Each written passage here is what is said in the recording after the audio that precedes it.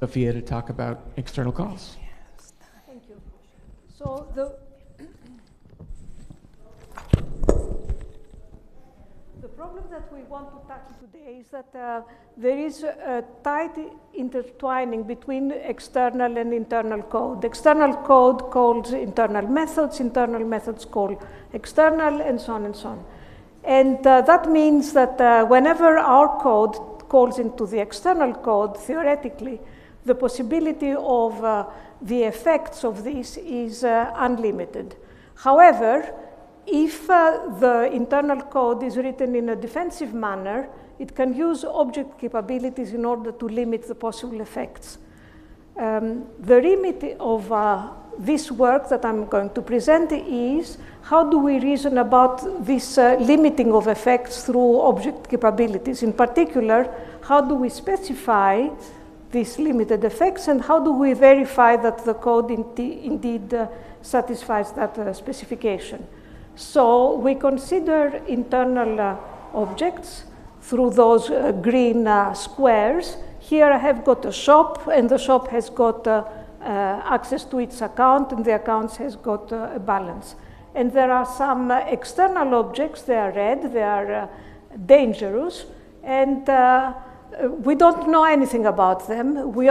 So we don't know what class they belong to, we don't know how they are going to behave, we don't know who wrote them, but we want to safely interact with them.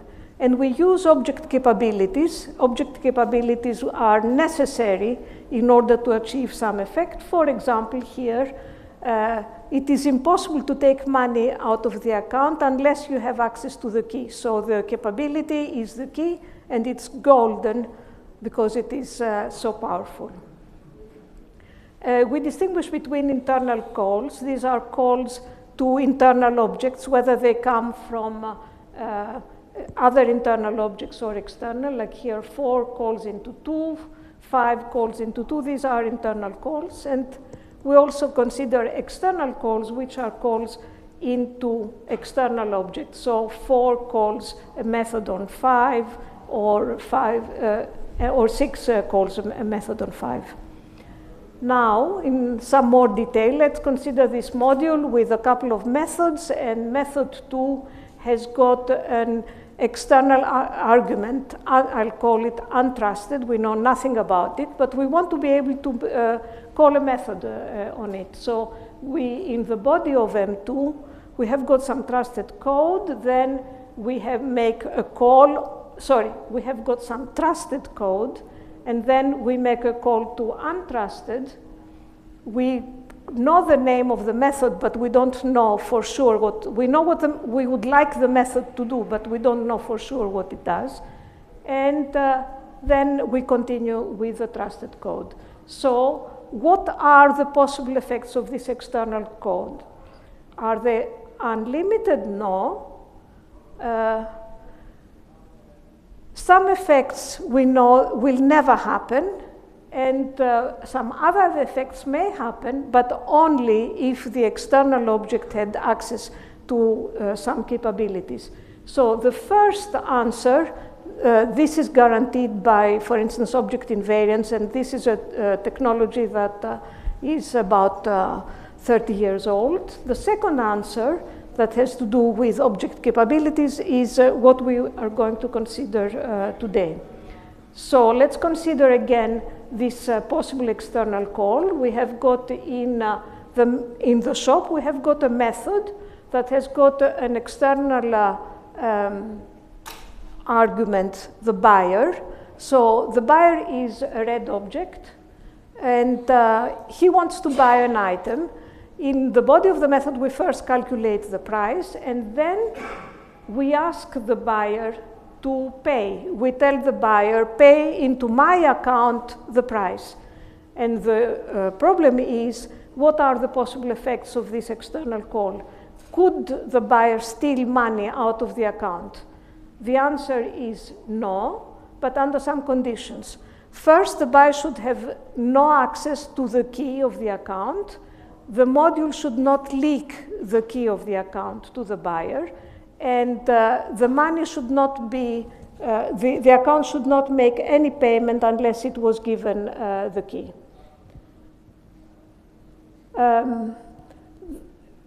In the earlier slide, I said the module should not leak the key, the account should not make a payment unless it was given the key. So now I'm looking a little bit further into that module, and I'm looking into the class account. In the class account, we have got two methods, one to transfer money and the other one to set the key. So the one to transfer the money behaves in the correct way. It asks, did you give me the right key? If you give me the right key, I will transfer the money, otherwise I do nothing. And the method to set the key says, I'm only setting the key if it is null, and otherwise I'm not doing it. So this is a good module, but there is also a variation of it, a bad module, and this is a little bit careless with the setting of the key. It does it unconditionally. And then there is a better version, the fine module. This one does me allow to change the key, but provided I gave it the old key. So obviously the good and the fine module are the things that we would like to have, and the bad is something we would like to avoid. And the problem with the bad one is the emergent behavior. Through a combination of calling set and transfer, we can take out all the money from the account, even though we is the bad guys now. We originally did not have the key to start with. And a similar situation appeared in the multisig a couple of, or many years ago. So in summary, what we are considering is that we have external objects. The external objects may access internal or other external objects. They execute arbitrary code. They can invoke public methods from the internal code. They can collude with one another, but they may not read or write the internal field. So there is some encapsulation going. And in our specifications, what we do, we guarantee that some effects happen only if some conditions hold. We do not guarantee that these conditions never hold, but we still make good enough guarantees, as I'm going to discuss later. So we had those three modules, and the first remit of our work is to be able to write specifications so that we can distinguish between the good and the bad modules. So we want to have a specification that is satisfied by the good ones and not by the bad ones. We also want to have an inference system with which we are able to prove that indeed the module satisfies the specifications. And in particular, we want to be able to reason about the external calls. We want to be able to reason that the external call by here does not steal money if the key was not accessible. So going back to the first remit now, what we are trying to express is that an effect will only happen if there is external access to the capability. So how can we express this? Let's assume that if the effect E happens, then it invalidates some assertion A. So then what we are trying to express essentially is that A and no external access to the object capability is invariant. But I have put some things into quotation marks, and what that means is that these two things need to be formally defined. And how we define them took us a couple of years of discussions and back and forth. But I think we have got a good enough answer now. So the first question is no external access to the object capability. So who or which objects, which external objects should not have access to the object capability? We could say none of all the external objects in the heap has access, or we could say none of the pre-existing external objects has access to that, or none of those that are going to be allocated in the future, and so on and so on. What I would like to convince you of is that the first two solutions are far too strong and make our system not very useful. If we say that no external object has access to the key, that means that nobody can make payments. We don't want to have a system where nobody can make payments. What we want to have is a system where only the people who are entitled to should be able to make the payment. So instead of saying no external object, what we want to say is no currently accessible external object has access to. So here is the meaning of that we are proposing. We say that an object is protected if all the external objects that are reachable from that object, all the external objects that are reachable from the current activation record have no access. So consider the situation, the diagram from below. Then in the current frame, the key is not protected because there is the avenue that goes through the shop, through 5, and gets unprotected access to the key. However, if we push one more record onto the stack, then fewer objects are reachable, and therefore more objects are accessible, and in particular, one has become protected now. So, two things to notice. One is protection is relative to the top frame. Protection is relative to what I am currently executing. I don't know about my caller. My caller might have other objects, other external objects that have got access to the key. I cannot preclude this from happening, but what I know is that in the current context, there is no external objects which eventually can get the external objects cannot eventually get access to the key. So that's the first thing. And the other one is that as we push frames, the protection increases. So we have the standard assertions, and we have extended them with assertions about things being external. The next one I'm not discussing today, and the last one is about protection. The other question is these invariants, and what we introduce here is scoped invariants. So the question is, what is the duration of an invariant? Is it the lifetime of the program? Is it from the time the assertion got established? All these solutions are far too strong. Again, for the same reasons, we don't know what held at the time of our caller, of our own context. What we know is what holds now.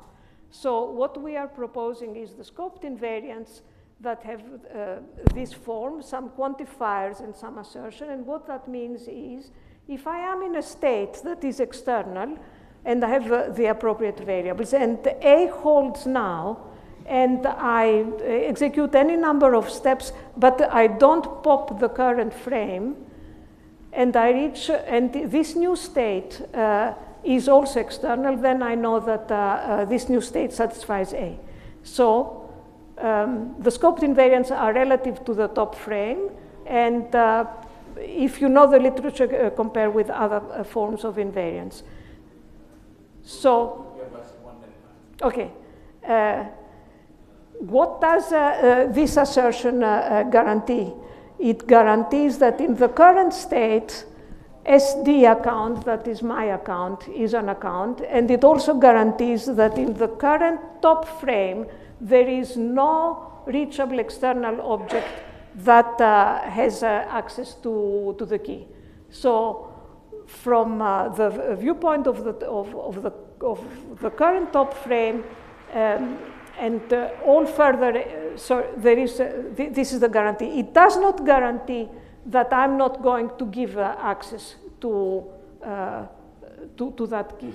In order to obtain this guarantee, I need what I have here, which says that in any frame where I have got an account, if the key is protected, then it will remain protected during execution of that frame and all its colees.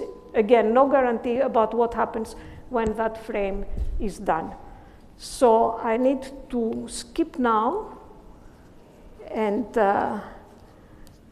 first I will show you very briefly the specifications that are sufficient to distinguish between the bad and the good modules. It is the one that says that the key does not get leaked, and also if the key is protected, then the balance does not decrease.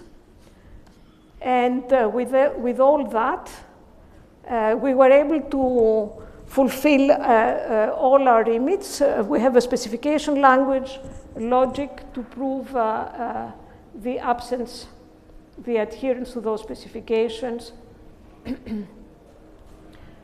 reasoning about effects of external calls. We have a proof that the logic is sound, a rock proof that the modules adhere to their specification. More OCAP examples in the paper, all the proofs and all the special, all the more details for the definitions. And since I have run out of time, I will let you look at the summary and take any questions. Thank you.